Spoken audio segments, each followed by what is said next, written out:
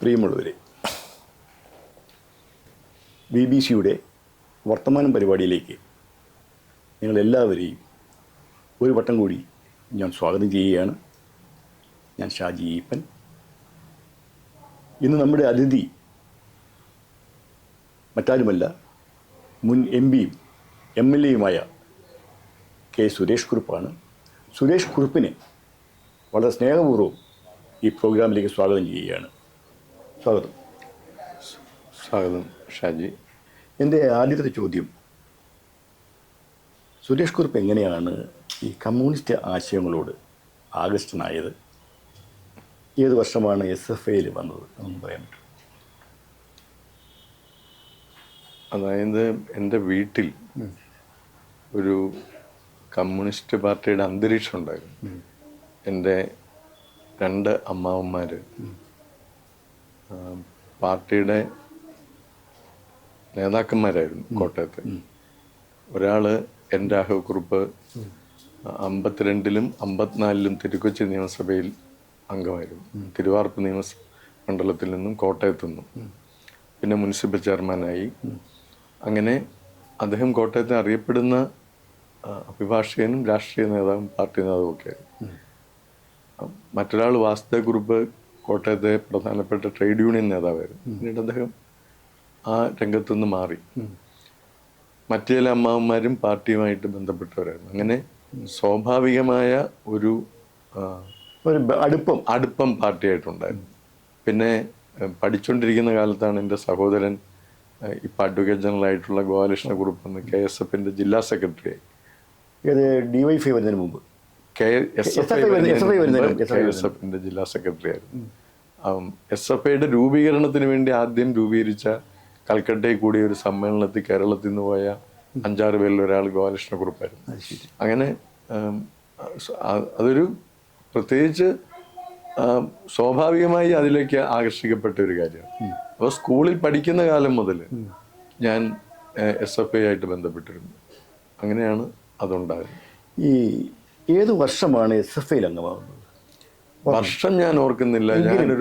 ഞാനൊരു 8ാം ക്ലാസ്സിലോ 9ാം ക്ലാസ്സിലോ പഠിക്കുമ്പോൾ സ്കൂളിൽ പഠിക്കുമ്പോഴാണ് KSFയിൽ അംഗമാകുന്നത്. അതിനുശേഷം ഞാൻ 10ൽ പഠിക്കുമ്പോഴാണ് SFI ഉണ്ടാകുന്നത്. ആ SFI രൂപീകരണ സമ്മേളനത്തിന്റെ പ്രകടനത്തിൽ തിരുവനന്തപുരത്ത് കോട്ടയത്ത് നിന്ന് ഞാൻ പോയിട്ടുണ്ട്. അതിപ്പോഴും ഞാൻ മറക്കാനാവാത്ത ഒരു ഓർമ്മയായിട്ട് എൻ്റെ മനസ്സിലുണ്ട്. ഞാൻ 10ാം ക്ലാസ്സിൽ പഠിക്കും. 1971 SFIയുടെ ഒരു മേഖലാ സമ്മേളനം കാലടി വെച്ച് നടന്നു. ആ സമ്മേളനത്തിൽ KR അരവിന്ദാക്ഷൻ ഉണ്ടായിരുന്നു, തൊടുപുഴയിൽ നിന്നുള്ള MC മാത്യു ഉണ്ടായിരുന്നു, ഗോപി കോട്ടമുറി, ഇവരെല്ലാം ഉണ്ടായിരുന്നു. സി ഭാസ്കരൻ അന്ന് അഖിലേന്ത്യ പ്രസിഡൻ്റായിരുന്നല്ലോ. അന്ന് അവിടുത്തെ പ്രധാനപ്പെട്ട ഒരു പ്രഭാഷകൻ എന്ന് പറയുന്നത് ക്ലാസ് എടുക്കാൻ വന്നത് P. ഗോവിന്ദപ്പിള്ളയാണ്. P. ഗോവിന്ദപ്പിള്ള ഏതാണ്ട് 1 മണിക്കൂർ നീണ്ടു നിന്ന അദ്ദേഹത്തിൻ്റെ ക്ലാസ്സിൽ പ്രധാനമായും പറഞ്ഞൊരു കാര്യം, നമ്മുടെ വിപ്ലവം റെവല്യൂഷൻ ഇൻ റെവല്യൂഷൻ എന്നൊരു പുസ്തകത്തെക്കുറിച്ച്, അതായത് ഫ്രാൻസിലെ ഒരു എഴുത്തുകാരനും ചിന്ത ഉള്ള ആളുമായ റജീഷ് ഡെബ്രെ എന്ന് പറയുന്ന എഴുത്തുകാരൻ്റെ കുറിച്ച് പ്രതിപാദിച്ചുകൊണ്ടുള്ള ഒരു നല്ല മനോഹരമായൊരു ക്ലാസ്സായിരുന്നു. ഈ ക്ലാസ്സൊക്കെ കഴിഞ്ഞതിന് ശേഷം അന്ന് വൈകുന്നേരം സഖാവ് സുരേഷ് കുറുപ്പ് നിറഞ്ഞു നിൽക്കുന്ന സദസ്സിൽ ഒരു മിമിക്രി അവതരിപ്പിച്ചു. മിമിക്രി എന്ന് പറഞ്ഞാൽ വേറൊന്നുമല്ല, സഖാവ് P. ഗോവിന്ദപ്പിള്ളയുടെ ഈ വിഷയം P. ഗോവിന്ദപ്പിള്ള എങ്ങനെ എടുത്തു അതുപോലെ തന്നെ കൃത്യമായി അനുകരിച്ച് ആ നിറഞ്ഞ സദസ്സിൻ്റെ വലിയ കയ്യടി കിട്ടിയ ഒരു സംഭവം പലപ്പോഴും പലരും പറഞ്ഞതായി ഞാൻ കേട്ടിട്ടുണ്ട്. ആ അനുഭവം ഒന്ന് പറയാൻ പറ്റും? ഈ 71 മേഖലാ സമ്മേളനം അല്ലായിരുന്നു, 3 ക്യാമ്പുകൾ നടന്നു. SFI രൂപീകരിച്ചതിന് ശേഷം 3 മേഖലകളിലായി. ഒന്ന് തിരുവനന്തപുരത്തെ ആളുകൾ ഉൾപ്പെടുത്തിക്കൊണ്ട്, പിന്നെ എറണാകുളം, കോട്ടയം ഒക്കെ കൂടെ ഒരെണ്ണം, പിന്നെ കണ്ണൂർ. ആ ബാക്കി 2 സ്ഥലങ്ങൾ ഞാൻ ഓർക്കുന്നില്ല. ഈ കോട്ടയംകാർ പങ്കെടുക്കേണ്ട ക്യാമ്പ് കാലടി ക്യാമ്പായിരുന്നു. അന്ന് ഞാൻ 10ാം ക്ലാസ് പരീക്ഷ എഴുതിയിട്ട് നിൽക്കുകയാണ്.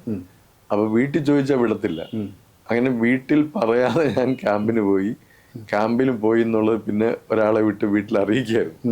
അങ്ങനെ ഒരാഴ്ച നീണ്ടുനിന്ന ക്യാമ്പ് എൻ്റെ ജീവിതത്തിൽ വലിയൊരു സംഭവമായിരുന്നു. എന്ന് വെച്ചാൽ വീട്ടിൽ നിന്ന് മാറി നിന്ന ഒരു അനുഭവം.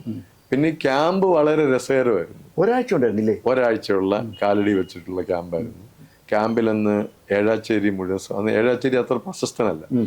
ഏഴാച്ചേരി രാമേന്ദ്രൻ ഉണ്ടായിരുന്നു, സി ഭാസ്കരൻ ഉണ്ടായിരുന്നു, പിന്നെ ബാബു ഭരദ്വാജ് ഉണ്ടായിരുന്നു, കോട്ടമുറി ഉണ്ടായിരുന്നു, ഗോപി. ഇവരെല്ലാം ക്യാമ്പിൽ ക്ലാസ് എടുക്കാനും സംഘാടകരായിട്ടും വന്നവരാണ്. TP ദാസൻ ഉണ്ടായിരുന്നു. പിന്നെ ഗോപി കോട്ടമുറി അന്ന് SFI നേതാവ് എന്നുള്ള നിലയിൽ എറണാകുളത്ത് നിന്ന് വന്നിട്ടുണ്ടായിരുന്നു. ഡോക്ടർ ഇക്ബാൽ ആ ക്യാമ്പിലുണ്ട്. ഡോക്ടർ ഇക്ബാൽ തിരുവനന്തപുരം മെഡിക്കൽ കോളേജിൽ നിന്ന് ക്യാമ്പിൽ വന്നു. അതിലെ എനിക്ക് തോന്നുന്നു ഏറ്റവും പ്രായം കുറഞ്ഞ 2-3 ആളുകളിൽ ഒരാൾ ഞാൻ. ഇപ്പൊ ആ ക്യാമ്പിൽ പങ്കെടുത്തവരിൽ പാർട്ടിയുമായിട്ട് ബന്ധമുള്ളവര് എൻ്റെ അറിവിൽ ഞാനും ഗോപി കോട്ടമുറിയും ഡോക്ടർ ഇക്ബാലും അങ്ങനെ, പിന്നെ ഏഴാച്ചേരിയൊക്കെ ഓഫ് കോഴ്സ് ഉണ്ടല്ല, ഈ ക്യാമ്പിൽ ഉണ്ടായിരുന്നവരിൽ അങ്ങനെ കുറച്ചു പേരേ ഉള്ളൂ. ക്യാമ്പ് വളരെ വ്യത്യസ്തമായ ഒരു അനുഭവമായിരുന്നു എന്നെ സംബന്ധിച്ച്. പ്രത്യേകിച്ച് ഞാൻ 10ാം ക്ലാസ് കഴിഞ്ഞിട്ട് എനിക്ക് അങ്ങനെ ഒരു എക്സ്പോഷർ ഒന്നുമില്ല. അപ്പോൾ ക്യാമ്പിൽ എല്ലാവരും വൈകുന്നേരമായ കലാപരിപാടി അവതരിപ്പിക്കണം എന്നൊക്കെ പറഞ്ഞപ്പം എന്നെ വിളിച്ചു. എനിക്ക് യാതൊരു നിവൃത്തിയില്ല, എനിക്ക് പാടാൻ അറിയത്തില്ല, വേറൊന്നും അറിയത്തില്ല. അപ്പൊ ഞാൻ ഈ മിമിക്രി അവതരിപ്പിച്ചു. അതിന് മുന്നേ മിമിക്രി അവതരിപ്പിച്ചിട്ടുണ്ടോ? ഇല്ല ഇല്ല ഇല്ല. അതിന് മുമ്പ് ശേഷം അവതരിപ്പിച്ചിട്ടില്ല. പക്ഷെ പല സഖാക്കളും ഓർത്തു വെക്കുന്ന, പ്രത്യേക ക്യാമ്പിൽ പങ്കെടുത്തിട്ടുള്ള പല MC മാത്യുവിനെ പോലുള്ള MC മാത്യു ഉണ്ടായിരുന്നു. MC മാത്യു കൃത്യമായിട്ട് ഓർത്തിരിക്കുന്നു. പ്രത്യേകിച്ച് പീഗോ എല്ലാവരും പറയും, ഈ ഡോക്ടർ ഇക്ബാൽ കാണുമ്പോൾ പലപ്പോഴും പറയും ഇങ്ങനെ. 1977 സുരേഷ് കുറുപ്പ് കേരള യൂണിവേഴ്സിറ്റി യൂണിയൻ ചെയർമാനാവുന്നത്. 77 ഇലക്ഷനാണ്. 77 കോളേജ് ഇലക്ഷൻ നടക്കുന്നു. 1977 വരുന്നു. അന്ന് വിദ്യാർത്ഥി ജനതയായിട്ട് സഖ്യമായിരുന്നില്ലേ? ആയിരുന്നു. ചെയർമാനാവുന്നു. SFIയുടെ ആദ്യത്തെ ചെയർമാൻ യൂണിവേഴ്സിറ്റി യൂണിയൻ, ശരിയില്ലേ? അതെ. കേരള യൂണിവേഴ്സിറ്റി യൂണിയൻ്റെ ചരിത്രത്തിൽ ആദ്യമായിട്ട് കേരള യൂണിവേഴ്സിറ്റി യൂണിയനെ 2ആയി വിഭജിച്ചു എന്ന് പറഞ്ഞാൽ, പണ്ട് ഖസാക്കിൻ്റെ ഇതിഹാസം കേരള സാഹിത്യത്തെ, മലയാള സാഹിത്യത്തെ 2ആയി 1969 OV വിജയൻ വിഭജിച്ചു എന്ന് പറയുന്ന പോലെ തന്നെ സുരേഷ് കുറുപ്പിനെ കേരളം ആദ്യമായി അറിയപ്പെടുന്നത് കേരള യൂണിവേഴ്സിറ്റി യൂണിയൻ ചെയർമാൻ നിലയ്ക്കാണ്. അതിൻ്റെ ഒരു അനുഭവം എന്ന് പറയുമോ? അതായത് ദീർഘകാലമായിട്ടുള്ള SFIക്കാരുടെ ആഗ്രഹമായിരുന്നു യൂണിവേഴ്സിറ്റി യൂണിയൻ പിടിച്ചെടുക്കുക എന്നുള്ളത്. അപ്പം ഈ അടിയന്തരാവസ്ഥയ്ക്ക് ശേഷമുള്ള തെരഞ്ഞെടുപ്പിൽ വളരെ വികാരപരമായ ഒരു തെരഞ്ഞെടുപ്പായിരുന്നു. അപ്പൊ കേരളത്തിലെ ക്യാമ്പസുകളിൽ വലിയ മുന്നേറ്റം വന്നു SFIയുടെ. SFI അടിയന്തരാവസ്ഥയ്ക്ക് ശേഷമായതുകൊണ്ട് KSUവിനോടൊരു പൊതുവെ വിരോധം വിദ്യാർത്ഥികളുടെ വന്നു.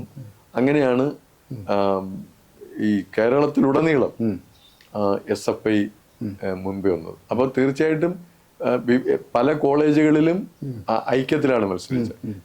ഇന്ന് കേരളത്തിൽ ഇല്ലാത്തൊരു വിദ്യാർത്ഥി സംഘടന എന്നുണ്ട്, വിദ്യാർത്ഥി ജനത. അടിയന്തരാവസ്ഥയ്ക്ക് ശേഷം രൂപം കൊണ്ട ഒരു സംഘടന.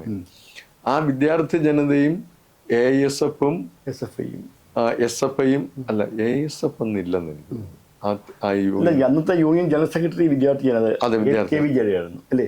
അതെ. AISF ആയിട്ട് മുന്നണിയായിരുന്നു എന്ന് ഞാൻ. AISF ഉണ്ട്, അന്ന് പേഴ്സണൽ റെപ്രസെന്റേഷനിൽ AISF മുന്നണിയിലുണ്ട്. അപ്പം ആ മുന്നണിയാണ് വിജയിച്ചത്. SFIയുടെ ചെയർമാൻ സ്ഥാനാർത്ഥി ഞാനായിരുന്നു. വിദ്യാർത്ഥി ജനതയുടെ കുര്യൻ ജോസഫ് സുപ്രീം കോടതി ജഡ്ജിയായി. ഞങ്ങൾ രണ്ടുപേരുമായിരുന്നു യൂണിയൻ ഭാരവാഹികള്. അപ്പം ഈ യൂണിയൻ വിജയിപ്പിക്കുക എന്നുള്ളത് വളരെ പ്രധാനപ്പെട്ട ഒരു ചുമതലയായിരുന്നു. കാരണം യൂണിയൻ വിജയിപ്പിക്കണം എന്നുള്ളത് മൊത്തം കേരളത്തിലെ SFI പ്രവർത്തകരുടെ ആഗ്രഹമായിരുന്നു. അപ്പൊ അതനുസരിച്ച് പ്രവർത്തിച്ചേ പറ്റുമായിരുന്നുള്ളൂ. പിന്നെ SFI നേതൃത്വം കോടിയേരി ബാലകൃഷ്ണൻ, MA ബേബി തുടങ്ങിയവരുടെ നിർദ്ദേശങ്ങളും സഹകരണവും ഉണ്ടായിരുന്നു. അങ്ങനെയാണ് ആ യൂണിയൻ കുറെ പുതുമയാർന്ന പരിപാടികൾ സംഘടിപ്പിച്ചു. വിദ്യാർത്ഥികളുടെ വ്യാപകമായ അംഗീകാരം കിട്ടി. എടുത്തു പറയാവുന്ന പ്രോഗ്രാമുകൾ എന്തായിരുന്നു യൂണിയന്റെ?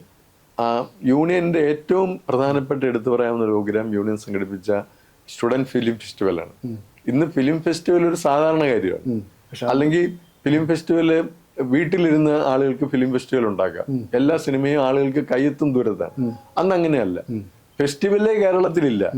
വല്ല ഫിലിം സൊസൈറ്റികൾ എവിടെയെങ്കിലും കുറച്ച് ദിവസം വല്ല ഫെസ്റ്റിവൽ നടത്തും. വ്യാപകമായ ഒരു രീതിയിലും സംഘടിതമായ ഒരു ഫിലിം ഫെസ്റ്റിവൽ കേരളത്തിൽ അന്ന് നടന്നിട്ടില്ല അതിന് മുമ്പ്, പ്രത്യേകിച്ച് വിദ്യാർത്ഥികളുടെ. അപ്പോഴാണ് നമ്മൾ പൂന ഫിലിം ഇൻസ്റ്റിറ്റ്യൂട്ടിലെ നമ്മുടെ ബന്ധപ്പെട്ടവരുമായി ബന്ധപ്പെട്ടെന്നും ആ ഇൻസ്റ്റിറ്റ്യൂട്ടിലെ കുട്ടികളുടെ ഫിലിമും അതുപോലെ തന്നെ മണി കൗള്, സയ്യിദ് മിർസ തുടങ്ങിയവരുടെ സിനിമകളും ഒക്കെ ആയിട്ട് ആഘോഷമായിട്ട് പൂന ഫിലിം ഇൻസ്റ്റിറ്റ്യൂട്ടുകാർ തിരുവനന്തപുരത്ത് വരുന്നു, ഒരു സ്റ്റുഡന്റ് ഫിലിം ഫെസ്റ്റിവൽ സംഘടിപ്പിക്കുന്നു. അതിന് വലിയ വ്യാപകമായ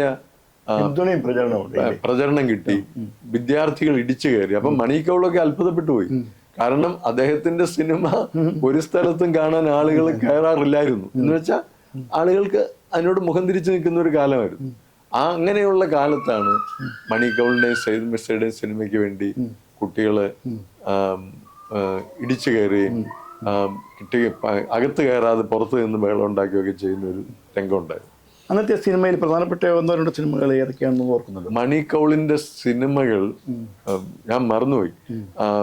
സയ്യിദ് മിർസയുടെ അരവിന്ദ് ദേശായി കാ അജീബ് ദസ്താൻ എന്ന് പറയുന്ന അദ്ദേഹത്തിന്റെ ആദ്യകാല സിനിമ, മണി കൗളിന്റെ ഉസ്കി റോട്ടി, അങ്ങനെ ആ സിനിമകളെല്ലാം ഉണ്ടായിരുന്നു. കേരളത്തിലെ കേരള യൂണിവേഴ്സിറ്റി എന്ന് പറയുമ്പോൾ അന്ന് ഇന്നത്തെ മഹാത്മാഗാന്ധി യൂണിവേഴ്സിറ്റിക്ക് ഉൾപ്പെടുന്ന ഒരു യൂണിവേഴ്സിറ്റി ആണല്ലോ, തിരുവനന്തപുരം മുതൽ. അതെ, എറണാകുളം. അപ്പോൾ എല്ലാ കോളേജുകളിലും ഇതുകൊണ്ട് നമ്മൾ പ്രദർശിപ്പിച്ചു? അതെയോ? ഇല്ല, തിരുവനന്തപുരത്തായിരുന്നു. തിരുവനന്തപുരം മാത്രമേ ഉള്ളൂ. പിന്നെ കോളേജുകളിൽ ഇത് പ്രദർശിപ്പിച്ചത് പുറകെ വന്ന ഒരു യൂണിവേഴ്സിറ്റി യൂണിയൻ, അതായത് ആറ്റിങ്ങൽ സൂണൻ, ഡിജോ കാപ്പനൊക്കെ, ചന്ദ്രചൂടനായിരുന്നില്ല. അതിനുശേഷമാണ് ഈ സഞ്ചരിക്കുന്ന ഫിലിം ഫെസ്റ്റിവലിന്റെ ആശയം വന്നതും അവരാണത് വിവിധ കോളേജുകളിൽ കൊണ്ടുപോയത്.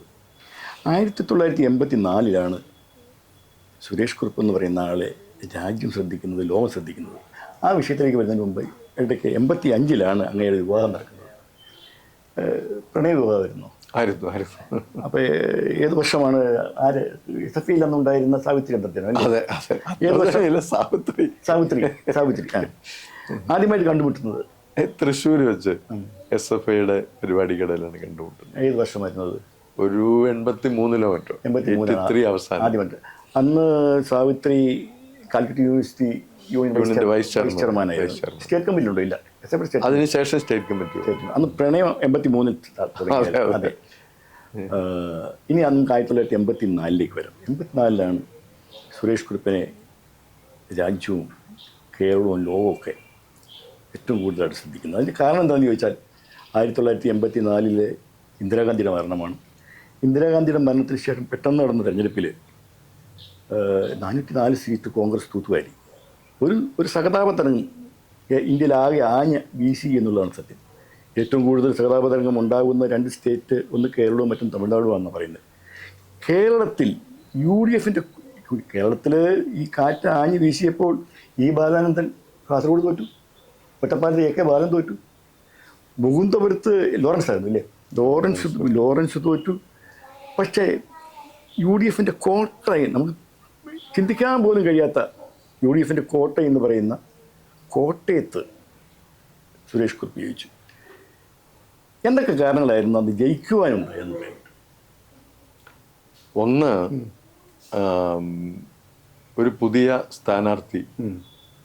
പുതിയതായിട്ടൊരു സ്ഥാനാർത്ഥി രംഗത്ത് വന്നു എന്നുള്ളത്. പിന്നെ 67 അത് മാത്രമാണ് പുതിയതായിട്ട് സ്ഥാനാർത്ഥി വന്നതുകൊണ്ട് മാത്രം ഒരു കാരണം ഫാക്ടർ. 2, എനിക്ക് തോന്നുന്നത് ഒരു 71-ലെ തെരഞ്ഞെടുപ്പിന് ശേഷം CPMന്റെ ചിഹ്നത്തിൽ കോട്ടയത്ത് ഒരു സ്ഥാനാർത്ഥി മത്സരിച്ചിട്ടില്ല.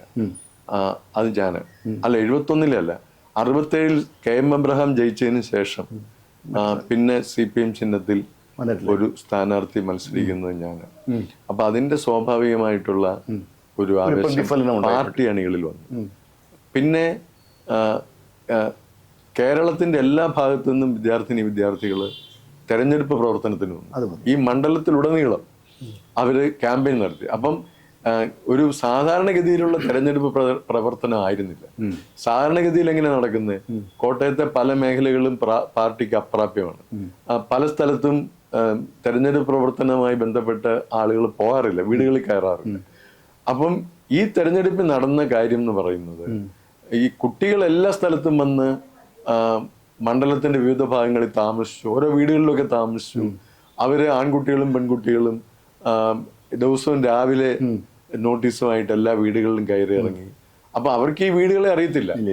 ഇവരെല്ലാം പാർട്ടിക്കെതിരാണോ പാർട്ടിക്ക് അനുകൂലമാണോ എന്നൊന്നും അറിയത്തില്ല. അവര് എല്ലാ വീടുകളിലും കയറി ഇറങ്ങി അതായത് അടുക്കും ചിട്ടയുമുള്ള ഒരു തെരഞ്ഞെടുപ്പ് പ്രവർത്തനം നടത്തി. അത് ഓർഗനൈസ് ചെയ്തതും അതിന്റെ കൺസെപ്ച്വലൈസ് ചെയ്തതും നടപ്പാക്കിയെല്ലാം CP ജോണും തോമസ് ഐസക്കും കൂടിയാണ്. അത് ആ പ്രവർത്തനം വലിയ വിജയമായി.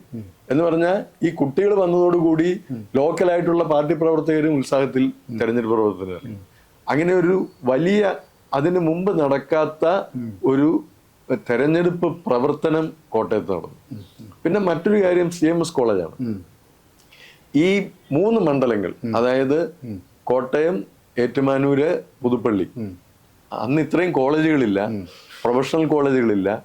ഈ 3 സ്ഥലത്തെ കുട്ടികൾ പഠിക്കുന്നതെല്ലാം കോട്ടയം ടൗണിലാണ്. ഒന്നെങ്കിൽ CMS കോളേജ്, അല്ലെങ്കിൽ BCM കോളേജ്, അല്ലെങ്കിൽ ബെസ്റ്റ് കോളേജ്, പിന്നെ നാട്ടകം കോളേജ് ഉണ്ട്.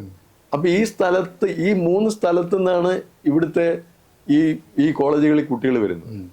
അപ്പൊ എന്താ, ഈ കുറെ കാലമായി ഈ കോളേജുകളിൽ പഠിച്ച കുട്ടികളിൽ പലർക്കും ഞാൻ SFI പ്രവർത്തനം എന്നുള്ള നിലയിൽ ഈ കോളേജുകളിൽ ബന്ധപ്പെട്ടിട്ടുണ്ട്.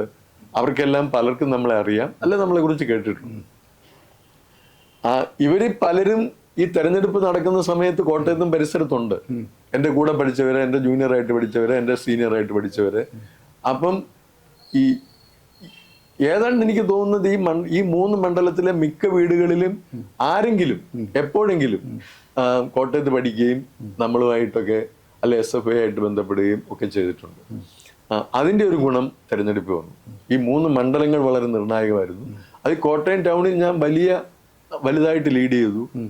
ഏറ്റുമാനൂർ ലീഡിന്റെ അടുത്ത് വന്നു. പുതുപ്പള്ളിയിലും പുറകിൽ പോയെങ്കിലും തൊട്ടടുത്ത് വന്നു. അത് തെരഞ്ഞെടുപ്പിൽ വളരെ നിർണായകമായ ഘടകമായിരുന്നു. പിന്നെ വൈക്കം എപ്പോഴും CPM ചേർന്നാലുള്ള ഒരു വലിയ ഭൂരിപക്ഷം കിട്ടുന്ന സ്ഥലമായിരുന്നു. അങ്ങനെ പിന്നെ ഈ സ്കറിയ തോമസ് രണ്ടാമത് മത്സരിക്കുമ്പോഴത്തേക്കും ആ ഒരു എന്താ പറയണ്ടേ, അതിൻ്റെതായ ഒരു അൺപോപ്പുലാരിറ്റി ഉണ്ടായിരുന്നു. അത് ആ ക്യാമ്പയിനിൽ കൂടി നമ്മൾ മുമ്പ് വന്നു. അങ്ങനത്തെ കുറെ ഘടകങ്ങൾ. ഒരു പക്ഷേ കോൺഗ്രസിന്റെ ഒരു കാൻഡിഡേറ്റ് ആണെങ്കിൽ ജയിക്കാൻ പറ്റും നമുക്ക് വേണമെങ്കിൽ. സംശയമാണ്. അപ്പൊ നമ്മുടെ എതിർ സ്ഥാനാർത്ഥി അല്പം വീക്കായതും ഗുണം ചെയ്തു. എതിർ സ്ഥാനാർത്ഥി വീക്കായിരുന്നു എന്ന് ഞാൻ പറയത്തില്ല. നമ്മുടെ ക്യാമ്പയിനിൽ കൂടി അദ്ദേഹം വീക്കായി എന്നുള്ളതായിരുന്നു. ഇപ്പൊ 1984 ആദ്യം കോട്ടയത്ത് നിന്ന് MP ആവുന്നത്. അതിനുശേഷം 1998, പിന്നെ 99, 2004, അങ്ങനെ 4 തവണ MP ആയി. 2 തവണ MLA ആയി. 2011 2016. അതെ, ശരിയല്ലേ? ഈ പാർലമെന്ററി ജീവിതവുമായി പ്രവർത്തനവുമായി ബന്ധപ്പെട്ട് ഓർത്തിരിക്കുന്ന ഏതെങ്കിലും പ്രത്യേക സംഭവങ്ങൾ, അല്ലെങ്കിൽ മനസ്സിനെ മതിക്കുന്ന, ഇപ്പോഴും സന്തോഷം അല്ലെങ്കിൽ ദുഃഖം തരുന്ന എന്തെങ്കിലും കാര്യങ്ങൾ? സന്തോഷം തരുന്ന കാര്യങ്ങൾ MP ആയിട്ടിരിക്കുമ്പോൾ ഒട്ടേറെ ഉണ്ടായിട്ടുണ്ട്. ഒന്ന്, പാർലമെന്റിൽ ആദ്യത്തെ സെഷനിൽ തന്നെ ഞാൻ നടത്തിയ പ്രസംഗം യാദൃച്ഛികമായിട്ടാണെങ്കിലും ശ്രദ്ധിക്കപ്പെട്ടു. എല്ലാവരും അതിനെ അഭിനന്ദിച്ചു. പിന്നെ ചില കാര്യങ്ങളിൽ ഇടപെടാൻ പറ്റി. ഇപ്പം മുസ്ലിം വനിതാ ബില്ല്, പ്രൈവറ്റ് മെമ്പേഴ്സ് ബില്ലായി ബനാത്ത് വാല അവതരിപ്പിച്ചപ്പോൾ അതിലിടപെട്ട് ഞാൻ നടത്തിയ പ്രസംഗം ശ്രദ്ധിക്കപ്പെട്ടു. അതൊക്കെ മനസ്സിന് വലിയ സന്തോഷം നൽകിയ കാര്യങ്ങളാണ്. പിന്നീട് 98 പാർലമെന്റ് അംഗമായിരുന്നപ്പോഴാണ് ഡൽഹിയിലെ പള്ളികളിൽ വീഞ്ഞ് ഉപയോഗിക്കുന്നതിന് ലൈസൻസ് വേണമെന്ന് ഡൽഹി ഗവൺമെന്റ് സർക്കുലർ. അത് പാർലമെന്റിൽ ഉന്നയിക്കാൻ എനിക്ക് അവസരം കിട്ടി. ആ ഉന്നയിച്ചതോടൊപ്പം തന്നെ പ്രധാനമന്ത്രി എണ്ണീറ്റ് അങ്ങനെ ഒരു നയം ഗവൺമെന്റിനില്ല, അത് പിൻവലിക്കുമെന്ന് പറഞ്ഞു. അങ്ങനെയൊക്കെയുള്ള, പിന്നെ ക്രിസ്ത്യൻ വിഭാഗങ്ങൾക്കെതിരായിട്ട് നോർത്ത് ഇന്ത്യയിൽ നടന്ന ആക്രമണ സ്ഥലങ്ങളിൽ മിക്ക സ്ഥലത്തും പോകാൻ പറ്റി. അതെല്ലാം പാർലമെന്റിൽ ഉന്നയിക്കാൻ പറ്റി. അതിൽ ചിലതിനൊക്കെ പരിഹാരം കാണാൻ പറ്റി. അങ്ങനെയൊക്കെയുള്ള സന്തോഷകരമായ കാര്യങ്ങളുണ്ടായിട്ടുണ്ട്. അതേസമയം വലിയ ദുഃഖം തോന്നിയ ഒരു സംഭവം ഇപ്പോഴും എനിക്കുണ്ട്. ഈ ചങ്ങനാശ്ശേരിയിലുള്ള ഒരു ഭാര്യയും ഭർത്താവും, അവര് എവിടെയാണെന്ന് പോലും ഇപ്പൊ എനിക്കറിയില്ല, അവര് ഗോഹട്ടിയിലായിരുന്നു. അപ്പം ഈ അമ്മ, അവര് വൈകുന്നേരം ട്യൂഷൻ എടുക്കും കുട്ടികൾക്ക്, കണക്കോ അതുപോലെ ഉണ്ട്, വീട്ടിൽ കുട്ടികൾ വരും ട്യൂഷൻ എടുക്കും. മകൻ IITക്ക് എൻട്രൻസിന് വേണ്ടി പ്രിപ്പയർ ചെയ്യുകയാണ്. ഇവർ ട്യൂഷൻ എടുത്തുകൊണ്ടിരിക്കുമ്പോൾ മകൻ ഞാനിപ്പോൾ വരാമെന്ന് പറഞ്ഞ് പുറത്തേക്ക് പോയി. വീട്ടിൽ നിന്ന് ചുമ്മാ ഞാൻ പുറത്തോട്ടൊന്ന് പോയിട്ട് വരാമെന്ന് പറഞ്ഞ് പോകും. അതിനുശേഷം ഈ മകനെ കണ്ടിട്ടില്ല, എവിടെയാണെന്ന് പോലും അറിയത്തില്ല. അവരെവിടെയൊക്കെ അന്വേഷിച്ചിട്ട് ഒരു കാര്യവും കിട്ടുന്നില്ല. അപ്പം ഇവർ ഡൽഹി വന്നു. ഞാൻ അവരെ കൂട്ടിക്കൊണ്ട് അദ്വാനി ആഭ്യന്തരമന്ത്രിയാണ്, നിവേദനമൊക്കെ കൊടുത്തു. പക്ഷെ ഒരു കാര്യം നടന്നില്ല. അന്വേഷിച്ചോന്ന് പോലും എനിക്കറിയില്ല. എനിവേ ആ കുട്ടിയെ ഇന്ന് വരെ അവർക്ക് ട്രേസ് ചെയ്യാൻ പറ്റിയിട്ടില്ല. അത് ഓർക്കുമ്പോൾ ഇപ്പോഴും എനിക്ക് എന്റെ മനസ്സിൽ വലിയ ഇത്രയും ഒരു ദുഃഖകരമായ കാര്യത്തിൽ ഇടപെട്ടതും അതിന് ഒരു റിസൾട്ട് ഉണ്ടാകാതിരുന്നതും എനിക്ക് വലിയ സങ്കടമുണ്ട്. അതുപോലെ അതേസമയം ചെറുതും വലുതുമായ ഒട്ടേറെ കാര്യങ്ങളിൽ ഇടപെട്ടിട്ടുണ്ട്, പലതിനും പരിഹാരം കണ്ടിട്ടുണ്ട്, അതൊക്കെ ഉണ്ട്, കാണാതെ പോയതുണ്ട്. പക്ഷെ ഇതിങ്ങനെ മനസ്സിനെ എപ്പോഴും മതിക്കുന്ന ഒരു കാര്യമായിട്ട് എൻ്റെ ഓർമ്മയിലുണ്ട്. സുരേഷ് കുറുപ്പ് എന്ന് പറയുന്നത് പാർട്ടിയുടെ ഒരു മുഖമാണ്. കോട്ടയത്ത് മാത്രമല്ല, കേരളം മുഴുവൻ സുരേഷ് കുറുപ്പ് എന്ന് പറയുന്നത് ആളുകളുടെ ഒരു ആവേശം, നെഞ്ചോട് ചേർത്ത് വെച്ച് ലാളിച്ച ഒരുപാട് പേരുണ്ട് സുരേഷ് കുറുപ്പിനെ. സുരേഷ് കുറുപ്പിന് പക്ഷേ പാർലമെൻറ്റ് രംഗത്ത് 4 തവണ MP ആവാൻ കഴിഞ്ഞു, 2 തവണ MLA ആവാൻ കഴിഞ്ഞു. പക്ഷേ ഒരു മന്ത്രിസ്ഥാനത്തേക്കോ അല്ലെങ്കിൽ സ്പീക്കർ സ്ഥാനത്തേക്കോ വേണമെങ്കിൽ ഒന്നാം പിണറായി ഈ സർക്കാരിൻ്റെ കാലത്ത് ഇത് 2 ആവാമായിരുന്നു. അത് എന്തുകൊണ്ടായില്ല? അതിനകത്ത് വളരെ ബോധപൂർവ്വം അല്ല ഞാൻ ചോദിക്കുന്നത്. ആരെങ്കിലും അല്ല, അങ്ങനെയുള്ള കാര്യങ്ങൾക്ക് ജനങ്ങൾ ചർച്ച ചെയ്യുന്നതുകൊണ്ടാണ് ഞാൻ പറഞ്ഞു ചോദിക്കുന്നത്. സമൂഹത്തിലൊരു ചർച്ചയുടെ ഭാഗമായിട്ട് വരുന്ന കാര്യങ്ങൾ ഞാൻ സുരേഷ് കുറുപ്പിന് ചോദിക്കുന്നത് മാത്രമേ ഉള്ളൂ. ആരെങ്കിലും സുരേഷ് കുറുപ്പിനെ അങ്ങനെ ആക്കാതിരിക്കാൻ വേണ്ടി ശ്രമങ്ങൾ വല്ലതും നടത്തിയിട്ടുണ്ടോ? അങ്ങനെയൊന്നും ഞാൻ കരുതുന്നില്ല. ഒന്നാമത് പാർട്ടിയിൽ ഇത്തരം സ്ഥാനങ്ങൾ കിട്ടണമെന്നോ വേണമെന്നോ ഞാൻ ആഗ്രഹിച്ചിട്ടില്ല. അത് വളരെ ആത്മാർത്ഥമായിട്ട് പറയുന്നു. ഇന്നാള് മറ്റൊരു ഇന്റർവ്യൂ ഞാൻ പറഞ്ഞു, 57 KPR ഗോപാലൻ MLA ആണ്, 67ലും KPR MLA. ഈ 2 സമയത്തും KPR കേരള മന്ത്രിസഭയിൽ ഉണ്ടായിട്ടില്ല. അപ്പം പല കാരണങ്ങളും കൊണ്ട് പല പരിഗണനകളും വെച്ചാണ് പാർട്ടി ഇത്തരം കാര്യങ്ങൾ തീരുമാനമെടുക്കുന്നത്. അപ്പം നമുക്ക് ഇന്ന സ്ഥാനം വേണം, ഇന്ന സ്ഥാനം കിട്ടിയില്ല എന്നൊന്നും പറയുന്നതിൽ ഒരർത്ഥമില്ല. KPRന് കിട്ടാത്തൊരു മന്ത്രിസ്ഥാനമോ പദവിയോ എനിക്ക് കിട്ടിയില്ല എന്ന് പറഞ്ഞ് ഞാൻ പരിഭവിക്കുന്നതിലും അർത്ഥമില്ല. ഇനി അത് മാത്രമല്ല, അങ്ങനെ നമ്മൾ ഒരു കാര്യത്തെ ഒരു സ്ഥാനം കിട്ടിയില്ല എന്ന് പറഞ്ഞ് പാർട്ടിയെ പഴിചാരുകയോ അതിനല്ലല്ലോ നമ്മൾ പാർട്ടി പ്രവർത്തനത്തിന് അങ്ങനെ ഒരു യാതൊരു തരത്തിലുള്ള സങ്കടമോ ദുഃഖമോ ആ കാര്യത്തിൽ എനിക്കില്ല. ഇത് വളരെ ആത്മാർത്ഥമായിട്ട് പറയുന്നത്. ഞാൻ അതിനെ സംബന്ധിച്ച് ഒരാളോട് പോലും പരാതി പറഞ്ഞിട്ടില്ല. ഏത് ഒരു പരിഭവമോ പരാതിയോ ഒരു സുഹൃത്ത് സംഭാഷണത്തിൽ പോലും ഞാൻ ആരോടും പറഞ്ഞിട്ടില്ല. ഇപ്പോഴും ഇല്ല, അന്നുമില്ല. അപ്പം അത് ഇത് പാർലമെന്റ് രംഗത്തെ കാര്യമാണ്. പാർട്ടിയിൽ സുരേഷ് കുറുപ്പ് എന്ന് പറയുന്ന വ്യക്തി ഒരു ജില്ലാ സെക്രട്ടേറിയറ്റിൽ വരെ വന്നിട്ടുള്ളൂ അല്ലേ? അതെ. സ്റ്റേറ്റ് കമ്മിറ്റി വന്നിട്ടില്ല. ഇല്ല. വളരെ പ്രാപ്തനാണ്, വളരെ ജനകീയ മുഖമുള്ള ആളാണ്. എങ്കിൽ പോലും എത്തിയില്ല സ്റ്റേറ്റ് കമ്മിറ്റിയിലേക്ക്. പക്ഷെ വളരെ ജൂനിയർ ആയിട്ടുള്ള ഒരുപാട് പേര് ഇതിലൊക്കെ സ്റ്റേറ്റ് കമ്മിറ്റിയിലും പാർട്ടിയുടെ സ്റ്റേറ്റ് സെക്രട്ടറിയിലൊക്കെ വന്നിട്ടുണ്ട്. അവിടെയും ഒരു അവഗണന ഉണ്ടായതായിട്ട് അല്ല ഞാൻ ചോദിക്കുന്നത്, ഈ ഉണ്ടായതായിട്ട് തോന്നുന്നുണ്ടോ? അല്ലെങ്കിൽ ഞങ്ങൾക്ക് മറ്റുള്ള പല സഖാക്കൾക്കും അങ്ങനെ തോന്നിയിട്ടുണ്ട് അവഗണിക്കപ്പെട്ടല്ലോ. അതായത് ഈ എന്നേക്കാൾ ജൂനിയർ ആയിട്ടുള്ള ആളുകളെ പരിഗണിച്ചു എന്നുള്ളതിലൊന്നും എനിക്കൊരു പരിഭവമില്ല. പക്ഷേ എന്നെ പരിഗണിച്ചില്ല എന്നുള്ള ഒരു വേദന എനിക്ക് വിഷമമുണ്ട്. അതിന് ഞാൻ പറയുന്ന പോലെ ആശാരിയുടെ കുഴപ്പമുണ്ട്, തടിയുടെ വളവുമുണ്ട്. അങ്ങനെ അല്ലാതെ എനിക്ക് അതിനകത്ത് വലിയ പരിഭവമൊന്നുമില്ല. ഈ കഴിഞ്ഞ ജില്ലാ സമ്മേളനത്തിൽ പാർട്ടിയുടെ പ്രവർത്തനങ്ങളിൽ നിന്ന് മാറി നിൽക്കാൻ വേണ്ടി തീരുമാനമെടുത്തു. ഒരു പാർട്ടി സാധാരണ മെമ്പറായിട്ട് മാത്രം നിൽക്കാൻ വേണ്ടിയിട്ട്. അതെല്ലാം ഇനിയും ഉണ്ടല്ലോ, വയസ്സ് 69 ആയുള്ളൂ, ഇഷ്ടംപോലെ സമയം ഇനി കിടക്കുന്നു. എന്തുകൊണ്ടാണ് അങ്ങനെ വേണ്ട എന്ന് പറഞ്ഞ് വേണ്ട പ്രവർത്തനത്തിൽ നിന്ന് മാറി നിൽക്കാൻ വേണ്ടി തോന്നാൻ? അതിലൊരു കാരണം പാർട്ടിക്കുള്ളിലെ ഇത്തരം കാര്യങ്ങൾ തന്നെ പരിഗണിച്ചില്ല എന്നുള്ള പരിഭവം എനിക്കുണ്ട്. അതുണ്ട്, ഒരു പരാതി അത്. പിന്നെ മറ്റൊന്ന്, റിട്ടയർമെന്റ് പ്രായം തീരുമാനിച്ചപ്പോൾ വേണമെങ്കിൽ വോളണ്ടറി റിട്ടയർമെന്റും ആകാമല്ലോ.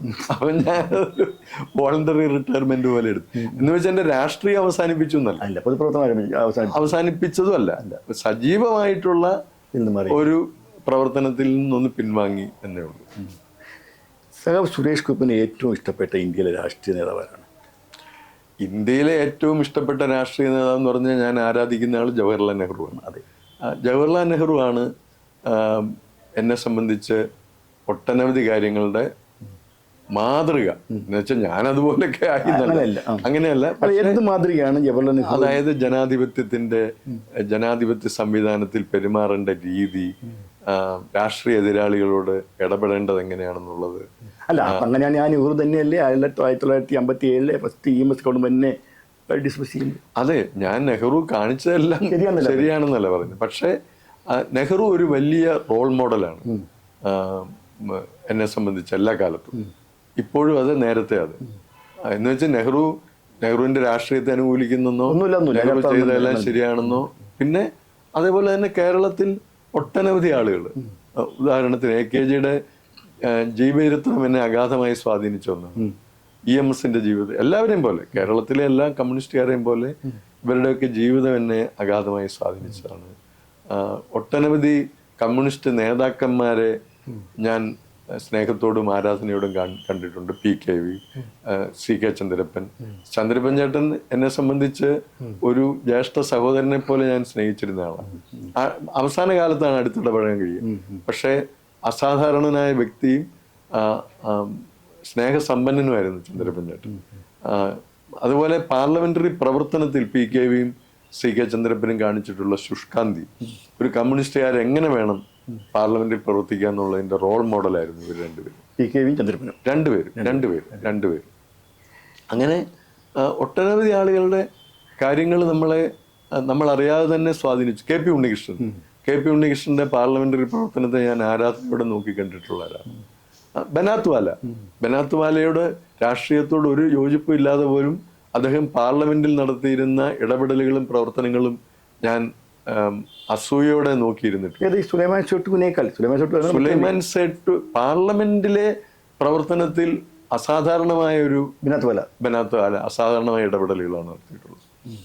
വലിയ പാർലമെന്ററിന്. പക്ഷെ പുറത്തുനിന്ന് വലിയ പ്രാസംഗികനും വിവിധ ഭാഷകൾ അറിയാവുന്ന ആള് സുലൈമാൻ സേട്ടുമായിരുന്നു. അതെ, സേട്ടു സാഹിബ് വേറൊരു രീതിയിലായിരുന്നു. പാർലമെന്റിൽ മുസ്ലിം ലീഗിന്റെ നിലപാടുകൾ അർത്ഥശങ്കയ്ക്കിടയില്ലാത്ത വിധം പറഞ്ഞുകൊണ്ടിരുന്നത് ബനാത്വാലയാണ്. അതിൽ അദ്ദേഹത്തിന് അസാധാരണമായ ഒരു കഴിവുണ്ടായിരുന്നു. ഞാൻ അദ്ദേഹത്തിന്റെ രാഷ്ട്രീയത്തെ അനുകൂലിച്ചു. രാഷ്ട്രീയം വേറെ, പ്രാപ്തി അവതരിപ്പിക്കുന്ന പാർലമെന്ററി വിഷയങ്ങളിലെ. ഇപ്പൊ കേരള നിയമസഭയില് നേരത്തെ നമ്മൾ CBC-വാരുടെ ഒക്കെ കേട്ടിട്ടേ ഉള്ളൂ. ഇപ്പൊ തന്നെ ഈ ഞാൻ ഉണ്ടായിരുന്ന നിയമസഭയിൽ സ്വരാജൊക്കെ വളരെ രസകരമായി പാർലമെന്ററി പ്രവർത്തനത്തിൽ ഇടപെടുന്ന ആളാണ്. അങ്ങനെ ഒട്ടനവധി ആളുകളുണ്ട്. CPM-ന്റെ ഏറ്റവും ഇഷ്ടപ്പെട്ട നേതാവ് പറയാൻ പറ്റുമോ എനിക്കറിയില്ല. പക്ഷേ അങ്ങനെ ഞാൻ പറയുന്നത് ശരിയല്ല. എനിക്ക് ഒരുപാട് പേരെ ഇഷ്ടമാണ്. അപ്പൊ ഒരാളുടെ പേര് പറഞ്ഞാൽ മറ്റുള്ളവരുടെ ഇഷ്ടമല്ലെന്ന് അങ്ങനെ അത് പറയുന്നത് ശരിയല്ല. പക്ഷെ പൊതുവെ എല്ലാവരോടും എനിക്ക് ആരോടും അങ്ങനെ ഇഷ്ടക്കേടൊന്നുമില്ല, ഇഷ്ടമാണ്. താങ്കൾക്ക് ഏറ്റവും ഇഷ്ടപ്പെട്ട പ്രാസംഗികൻ ആരാണ് കേട്ടിട്ടുള്ളത് വെച്ച്? കാരണം അസൂയൊന്ന പ്രാസംഗികര് ഒരാള് കണിയാപുരം രാമേന്ദ്രനാണ്. ഇപ്പൊ പലരും ഓർക്കാത്ത KC നന്ദനൻ. പിന്നെ തീർച്ചയായിട്ടും വൈക്കം മിഷന്റെ പ്രസംഗം അനുകരിച്ചാണ് നമ്മളൊക്കെ പ്രസംഗിക്കാൻ തുടങ്ങിയത് തന്നെ. പിന്നെ ഇപ്പൊ സുനിൽ പിയുടെ ഇളയിടത്തിന്റെ പ്രസംഗം എനിക്ക് വലിയ ഇഷ്ടമാണ്. The way in which he presents things. അങ്ങനെ ഒട്ടനവധി ആളുകൾ. PKVയുടെ പ്രസംഗം എനിക്ക് ഇഷ്ടമാണ്. അങ്ങനെ ഗോവിന്ദാന്റെ പ്രസംഗം കേട്ടിട്ടുണ്ടോ? ഇല്ല, ഓർമ്മയിലില്ല. PKV വലിയ നല്ല പ്രാസംഗികനാണ്. പിന്നെ ഏറ്റവും ഇഷ്ടപ്പെട്ട എഴുത്തുകാരൻ ആരാണ് വിശ്വസാഹിത്യത്തിൽ?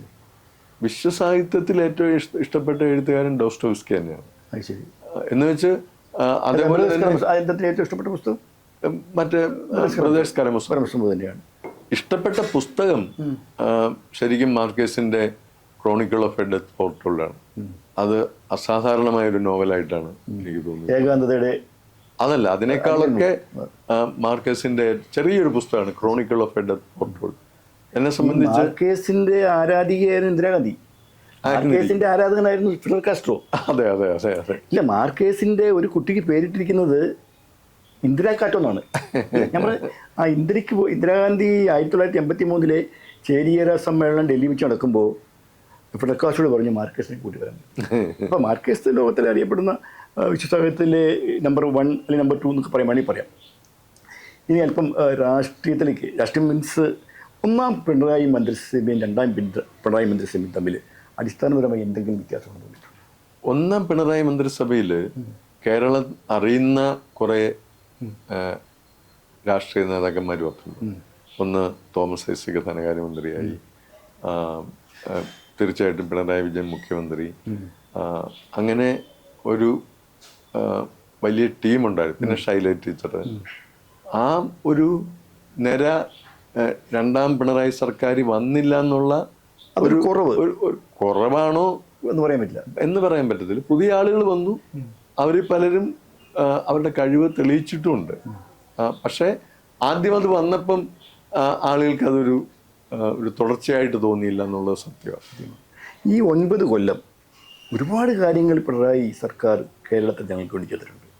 അതിൻ്റെ ഗുണഭോക്താക്കളാണ് സത്യം പറഞ്ഞാൽ കേരളത്തിലെ മുഴുവൻ ജനങ്ങൾ. റോഡ് എടുത്ത് നോക്കിയാൽ, അതുപോലെ തന്നെ ആശുപത്രി, വിദ്യാഭ്യാസം, ഏതെടുത്താലും പിണറായി വിജയൻ്റെ ഒരു കയ്യൊപ്പുണ്ട്. ബദൽ ശരിക്കും പറഞ്ഞാൽ തീർച്ചയായിട്ടും വീണ്ടും മൂന്നാമതും അധികാരത്തിൽ വരാനുള്ള സാധ്യത ഇടത് മുന്നണിക്കാണ്. അങ്ങയുടെ അഭിപ്രായം എന്താണ്? മൂന്നാമത് അധികാരത്തിൽ വരാനുള്ള സാധ്യതകളുണ്ടല്ലോ. ഉണ്ട്, തീർച്ചയായിട്ടും ഉണ്ട്. അതൊന്ന് ഈ ഗവൺമെന്റ് കൈവരിച്ച നേട്ടങ്ങളാണ്. ജനങ്ങളോട് പറഞ്ഞ വാഗ്ദാനങ്ങൾ പൂർത്തീകരിക്കാൻ ശ്രമിച്ചു, പലതും പൂർത്തീകരിച്ചു. അങ്ങനെയൊക്കെയുള്ള ഒരു വികസന കുതിപ്പ് പൊതുവെ. ഒരു ആന്റി ഇൻകുംബൻസി ഉണ്ടോ? ആന്റി ഇൻകുബൻസി ഉണ്ടോ എന്നുള്ളത് ഇപ്പൊ പറയാൻ പറ്റില്ല. ഞാൻ ചോദിക്കട്ടെ, അങ്ങനെയാണെങ്കിൽ ഇപ്പൊ പാർലമെന്റ് തെരഞ്ഞെടുപ്പിൽ നമ്മൾ സംസ്ഥാന ഗവൺമെന്റിന്റെ പ്രവർത്തനവുമായിട്ട് വിലയിരുത്താൻ പറ്റില്ല. ഇപ്പോൾ 2019 ഇലക്ഷന് നമുക്ക് ആലപ്പുഴ ഒരു സീറ്റ് കിട്ടിയുള്ളൂ. ഇത്തവണ നമുക്ക് ആലത്തൂർ സീറ്റ് കിട്ടിയിട്ടുള്ളൂ. പക്ഷേ ഇത്തവണ നമുക്ക് 35% അന്ന് കിട്ടിയെങ്കിൽ 2% കുറഞ്ഞ 33% വോട്ടേ കിട്ടിയിട്ടുള്ളൂ. എന്ന് പറഞ്ഞാൽ നമ്മുടെ കോർ വോട്ട് അല്ലെങ്കിൽ ഫണ്ടമെൻ്റൽ വോട്ട് എന്ന് പറഞ്ഞാൽ 35% താഴെ വന്നിട്ടുണ്ട്. വയനാട്ടിൽ അത് 22% കുറയുകയും ചെയ്തു. പക്ഷേ അതൊക്കെ നിൽക്കട്ടെ, ചേലക്കര മാത്രം എടുത്ത് പരിശോധിച്ചാൽ ചേലക്കരയിൽ 54% വോട്ട് രാധാകൃഷ്ണൻ ഉണ്ടായിരുന്നു. ഏതാണ് 39. ഞാൻ പറഞ്ഞത് അങ്ങനെ തലനാരിഴ കീറി പരിശോധിക്കാൻ ഞാനില്ല. ഞാൻ പറഞ്ഞത് ഏതോ ഒരു വിഭാഗം നമ്മുടെ പാർലമെന്റ് ഇലക്ഷനിൽ അത് നമ്മുടെ ബേസ് വോട്ടുകൾ പല സ്ഥലത്തും പോയിട്ടുണ്ട് എന്നുള്ള വസ്തുതയാണ്. അപ്പം ആ കുറവുകൾ പരിഹരിച്ച് പിന്നെ 2 ഇലക്ഷനുകളും കേരളത്തിലെ ജനത വ്യത്യസ്തമായിട്ടാണ് കാണുന്നത്. അതെ, തീർച്ചയായും പാർലമെന്റ് ഇലക്ഷൻ കാണുന്ന പോലല്ല അസംബ്ലി തെരഞ്ഞെടുപ്പ് കാണുന്നത്. പിന്നെ പാർലമെന്റ് തെരഞ്ഞെടുപ്പിൽ പറ്റിയ പാളിച്ചകൾ പരിഹരിക്കാനുള്ള ബോധപൂർവമായ ശ്രമം CPM നടത്തുന്നുണ്ട്. അപ്പൊ അതുകൊണ്ടൊക്കെ തന്നെ വീണ്ടും പിണറായി വിജയന്റെ ഗവൺമെന്റിന് അധികാരത്തിൽ വരാനുള്ള സാഹചര്യം ഉണ്ട് എന്ന് തന്നെയാണ് ഞാൻ വിശ്വസിക്കുന്നത്. ഇനി എന്താണ് അങ്ങയുടെ ഒരു പ്ലാൻ? ഇപ്പോൾ എന്തായാലും ജില്ലാ കമ്മിറ്റി നിന്നൊക്കെ ഒഴിവായി, സാധാരണ മെമ്പറായിട്ടുണ്ട്.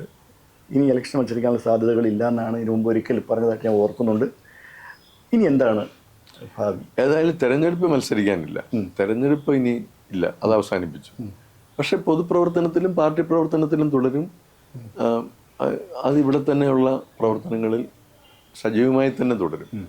സുരേഷ് കുറുപ്പിനെ കുറിച്ച് ആളുകൾ പറയുന്നത് പഞ്ച്വാലിറ്റിയുടെ കാര്യം. കാരണം കുറുപ്പിനെ ആരെങ്കിലും വിളിച്ചാൽ കുറുപ്പിനെ അപ്പം തിരിച്ചു വിളിക്കാൻ പറ്റിയില്ലെങ്കിൽ പിന്നീട് അതിപ്പോൾ കാണുന്നു, ഫ്രീ ആവുന്നു, അപ്പം തിരിച്ചു വിളിച്ച് സുരേഷ് കുറുപ്പ് എന്ന് പറയുന്നൊരു ശബ്ദം ആരാണോ വിളിച്ചത് അവർക്ക് കേൾക്കാൻ പറ്റുന്നത്. കൃത്യമായിട്ടൊരു ഒരു എന്താ പറയുന്നത്, കൃത്യത എല്ലാ കാര്യത്തിലും ഉണ്ടായിരുന്നു ചെറുപ്പം മുതൽ.